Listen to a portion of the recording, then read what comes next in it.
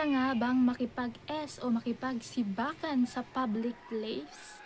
Ano nga ba itong mga public place na to? Kailangan ba na may thrill? May thrill ba ka talaga dito? So, oo, may thrill talaga kapag nakipagsibakan ka sa public place. Lalo na kung ito ay sa banyo, sa public na lugar, o kung ito ay sa dagat na wala masyadong tao. Doon talagang may thrill kasi kakaiba na parang bawal siya kasi totoo, bawal naman talaga kasi siyang gawin kasi may kaso kasi siya.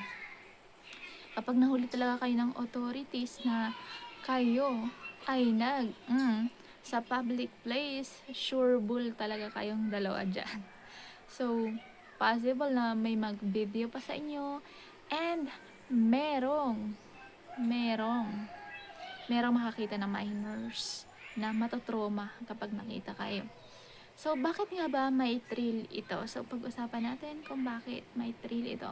Siyempre, ando na yung mahuhuli ka ng ibang tao, kakaiba yung experience, kakaibang lugar, so kakaiba talaga.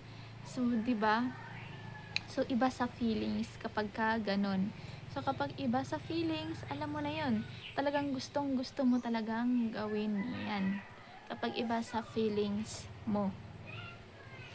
And alam naman natin na kapag public place tulad ng banyo ng isang mall, 'di ba?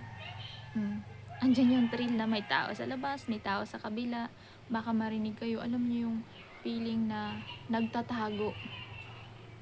Kumbaga, parehas siya sa feelings ng cheating na nagtatago kayo. Parang ganun. Kayo, nagtatago kayo sa mga tao. So, 'di ba? Parang gano'n lang din 'yun, parang hawig yung feelings doon. Pero totally ay bawal talaga siya lalo na kung mahuli kayo ng authorities. So, kung nagustuhan ng video na to, don't forget to like, share, and subscribe para like updated sa ating mga latest video. Bye-bye!